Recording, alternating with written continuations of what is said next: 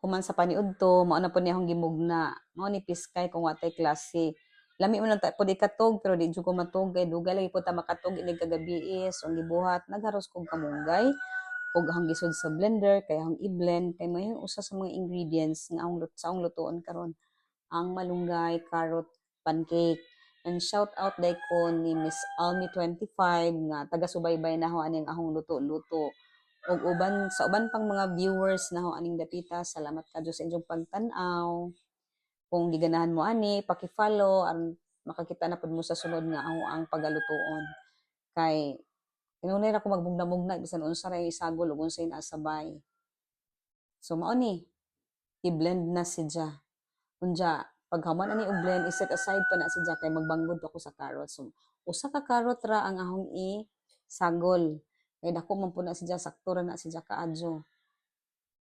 Ingana ra so mao nay nahimong mugna wa na nahong gi-blend kay aron makita pod og ang color nga orange. And then isagol na dyan nato ang pancake mix. Kani nga pancake mix 200 grams ra ni unja naapod ni siya kauban nga maple syrup. Hapong isagol ang maple ani kay aron mo blend pod siya sa kalamion sa kamunggay kay balikon ang kamunggay na pagkapait-pait pait ba na pagkahanghang. So ingana ra unja kanang scoop tan-awa wet flour na pod ang akong gibutang sunod. So, magbase lang ko sa pila ka scoop, wa ko ana nag-ano pila kag wa mo gud nagitimbang pila ka gramo. And then gusto man kong makamugna og duha ka haonan. So ako ang giupat na si ka scoop.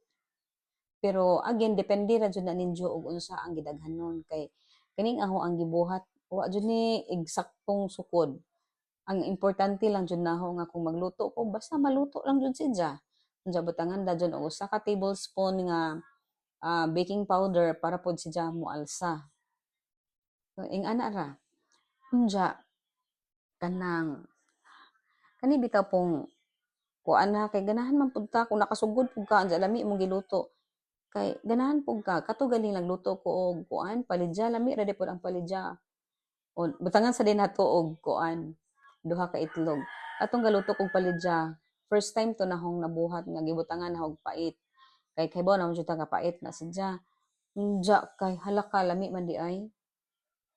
Sayang lang kay wala mabutang ito og kamunggay aron napoy color nga green para iskay pud tan-awon kay ang palidya di ay kung ato na sidyang ma blend kay puti raman ang resulta. Ana ra. And then kanina pong ato ang kondensada tansya ra gihapon na ho ang gidaghanon kay di man ko miganahan og tamis kanang insakto-sakto ra jud o nang balikon way eksaktong sukod kay kung diha pa to ko atong sachet ra unta ho ang gamiton sa jamuman kana na lang and then mao na ang akong giblend nga kamunggay o di ba nindot siya tan-awon mo nang abangan jud ang resulta ani kay nindot jud ang color basta naay kamunggay. Mao dyan yung ganahan. Pudpud na rin kamunggay sa bahay. Halala man sige gigihapon. Basta napay kamunggay asang dapita, go ra jud taning dapita. Ingana ra maora to nakita naman ninyo o unsa magisagol imikos-mikos ra jud ang tanan. Hangtod nga masakto na ang inyong consistency. So kamo unsa pa may inyong plano? Sundan ning aho ang gibuhat. Mao na ang maple syrup nga kauban didto sa karton. Unja ang maple kay dili man dya tamis. Sakto ra man na sidya. Manang isagol lamang pod kasi nga kuno pod na nato ilabay apil wa na sa pagpalit charot. Bitaw. So same ra mikos-mikos ra hangtod na sidya mahuman.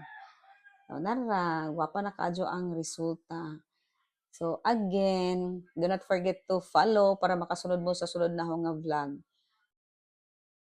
Basta kay happy-happy lang taning dapita. Inumdum ni, special jud ni basta kamunggay og carrots para sa atong pamilya, para